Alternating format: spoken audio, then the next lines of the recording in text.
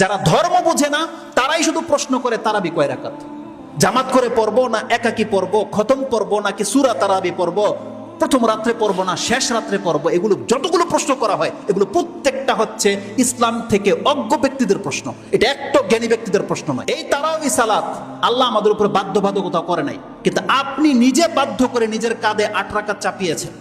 আপনি নিজে বাধ্য করে আপনার ঘরে আপনি 20 রাকাত চাপিয়েছেন, এটা আল্লাহ আপনার উপরে চাপায়নি।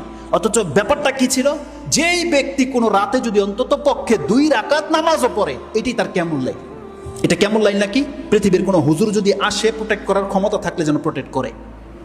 এটা কেমন লাইন নয়, মাত্র 2 রাকাত সালাত। আপনি হাদিস চাইলে আমি হাদিস দেখাবো আপনাকে, রাসূল সাল্লাল্লাহু আলাইহি ওয়াসাল্লাম কি বলেছে। যদিও রাসূল সাল্লাল্লাহু আলাইহি ওয়াসাল্লাম 2 রাকাত করে পড়তে বলেছে, কিন্তু কোনো ব্যক্তি যদি আজকে রাতে সক্ষম নয়, সে মাত্র 2 রাকাত পড়তে সক্ষম, সে কি কেমন লাইলে নাকি পাবে না? রাসূলুল্লাহ সাল্লাল্লাহু আলাইহি ওয়াসাল্লাম সেই আয়াতের তাফসিরে যে যাবেন, লম্বা হয়ে যাবে, আমি ওদিকে যাচ্ছি না। সূরা আহজাব 33 নম্বর সূরার 35 নম্বর আয়াতে আল্লাহ কি বলেছে, ওয়া যাকিরিন আল্লাহ কাসীরা ওয়া যাকিরাত আ'আদ্দাল্লাহু লাহুম মাগফিরাহ ওয়া আজরান আযীমা। সেই আয়াতের তাফসিরে আল্লাহ বলেছেন, যেই সমস্ত মহিলার পুরুষরা অধিক মাত্রায় আল্লাহকে স্মরণ করে, এরা এমন ব্যক্তি, তাদের জন্য আমি ক্ষমাকে লিপিবদ্ধ করে দিয়েছি, তারা আসলেই তাদেরকে ক্ষমা করে দেওয়া হবে, তাদের জন্য আমি অজস্র কল্যাণ, তাদেরকে জান্নাত লিখে দিয়েছি।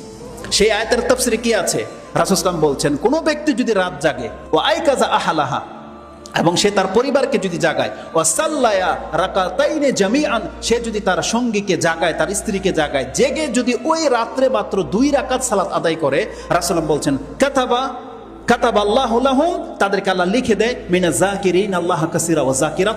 এই পুরুষ এই মহিলা হচ্ছে আজকে রাতের সবথেকে বেশি আল্লাহকে স্মরণ করা ব্যক্তি, লিখে দেয় আল্লাহ। সুবহানাল্লাহ, সেই আয়াতের তাফসীরগুলো আপনি পেয়ে যাবেন।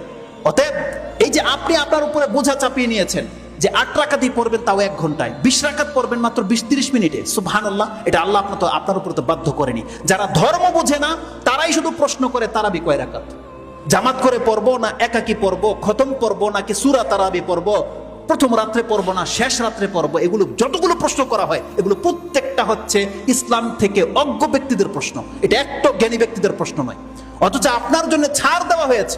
রাসূলুল্লাহ সাল্লাল্লাহু আলাইহি ওয়াসাল্লাম বলছেন, মান কামা রামাদানান ঈমানান ওয়া ইহতিসাবান গুফিরা লাহু মা তাকাদ্দামা মিন যামবি। যেই ব্যক্তি রমজান মাসের কিয়াম করবে, তার অতীতের সমস্ত গুনাহ মাফ করে দেওয়া হবে, যদি সে আল্লাহর কাছে নেকির আশায় পড়ে থাকে।